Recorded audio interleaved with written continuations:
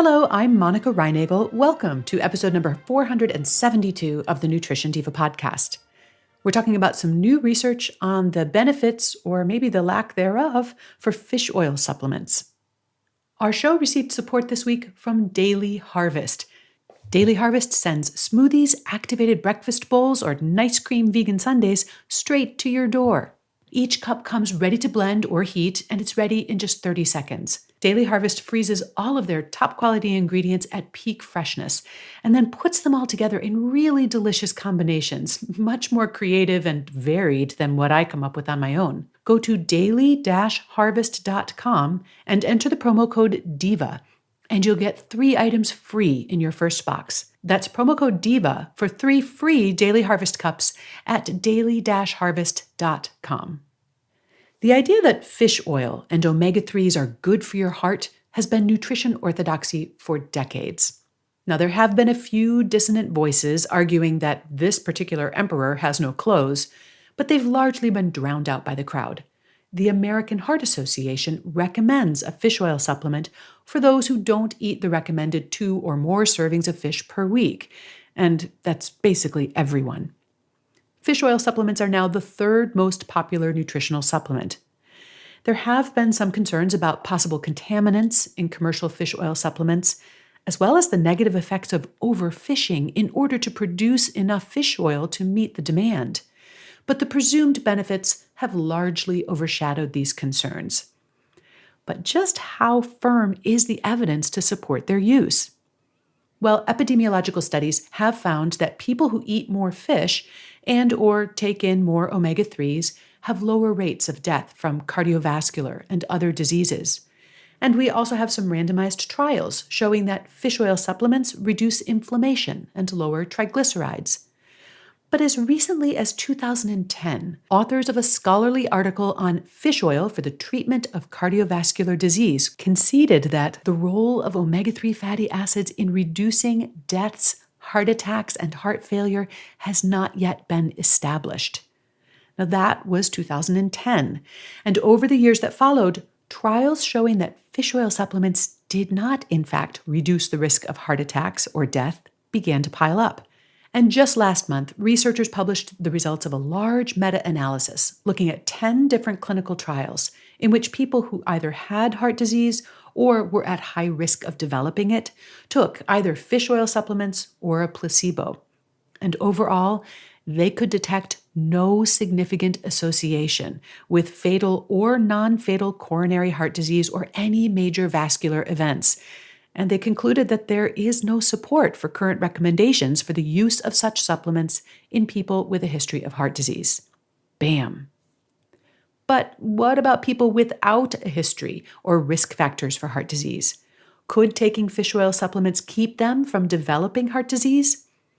Unfortunately, that is a question that has not been well studied, in part because a trial to test this hypothesis would have to be very, very long and therefore extremely expensive. The potential benefits of omega-3s are not limited to preventing heart disease. Omega-3s may also play a role in reducing the risk of depression and cognitive decline, and it can reduce pain and stiffness for people with arthritis and other inflammatory conditions. Personally, I don't think we've overestimated the value of omega-3 fats, but we may have underestimated the benefits of getting our omega-3 from whole foods instead of supplements.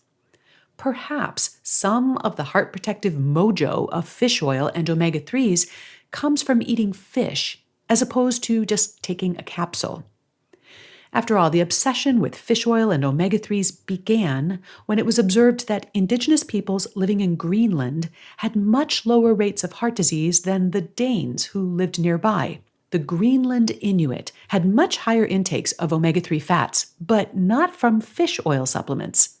The oily fish that they pulled out of the Arctic waters was a staple of their traditional diet. They ate very little red meat or poultry. The nearby Danes, on the other hand, ate much less seafood and a lot more fresh and cured meat. Giving omega-3 supplements to people who continue to eat a lot of beef or poultry might not have the same effects as replacing some of that meat with fish. In my 30-day nutrition upgrade program, which many of you have done with me, players earn points for eating fish on a given day, but not for taking a fish oil supplement. And this is because the benefits of our food choices are often not limited to the nutrients that we get from eating those foods. It's also something about what we're not eating because we're eating those foods instead. If you're eating some grilled salmon for dinner, for example, chances are pretty good that you're not eating a hot dog. Not only are you getting the omega-3s and all the other nutrients that are in that fish, you're also not taking in all of the less healthy fats and the sodium nitrites found in cured meats. And by the way, we're starting another 30-day nutrition upgrade on April 9th, and I'll have more details at the end of the podcast if you'd like to join us. But for now, the question is, should you keep taking that omega-3 supplement? High-quality fish oil supplements are not inexpensive, and the return on investment is not looking so hot these days. If your doctor has recommended that you take a fish oil supplement, you should definitely consult with her before you stop. But if you're just taking one on the off chance that it might do some good, that money might be better spent on a nice piece of fish 2 or 3 times a week. And if you don't like cooking fish at home, order it when you go out for dinner. There is another way to get more benefit without necessarily taking in more omega-3s. But before I go into details on that, it's finally spring, and it's a great time to give your kitchen a deep cleaning. Beyond those dropped crumbs and spilled milk, there are a few notorious spots in the kitchen that are prone to messes, and that may have less to do with just simple spills and more to do with the properties of foods themselves. And this week's lesson on the science of spills is sponsored by Mr. Clean's Magic Eraser. Perhaps you've been in this situation. You're boiling water on the stove. You put some potatoes or some pasta into the pot and you turn your attention elsewhere. And before you know it, the water is boiling over the top of the pan, spattering the entire stovetop with a sticky, starchy mess. So why does this happen? Well, it actually has to do with the starch in those foods. When water boils, the bubbles burst quickly and release the steam. But when you add potatoes or pasta to boiling water, the starch molecules in those foods create a layer of foam at the top of the water. Now, starch bubbles are different from just water bubbles. They stretch and they don't burst as quickly as water, and that allows a lot of steam and heat to build up until those bubbles overflow out of the pot and onto your stove, leaving a gunky mess to deal with later. To prevent boiling over, kick that heat down once you put the pasta or potatoes in. Leave the lid off, or use a much bigger pot than you might think you need. But if you're already dealing with the residue of last night's spaghetti all over your stove, the Mr. Clean Magic Eraser makes cleaning it a breeze. All you have to do is wet, squeeze, and erase.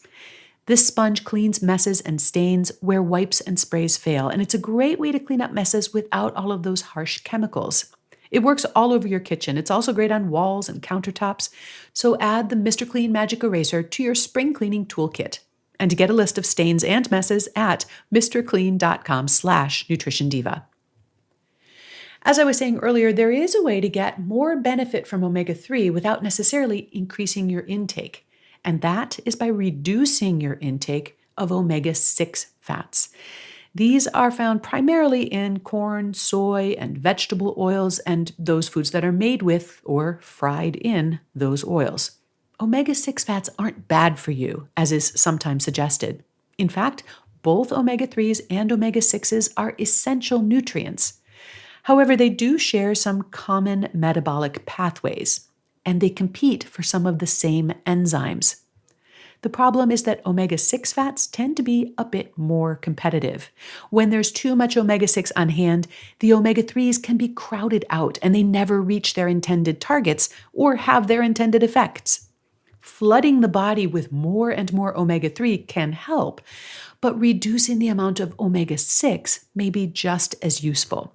And for more on that, see my previous episode on fish oil and omega-3s. You'll find a transcript of today's show along with links to the research that I cited, as well as those related Nutrition Diva episodes on our website at nutritiondiva.quickanddirtytips.com. And if you're looking for a fun and flexible way to upgrade your nutrition, I hope you'll join me for the next 30-day nutrition upgrade starting on April 9th. You'll find all the details at nutritionovereasy.com/upgrade. upgrade. Thanks for listening. Have a great week.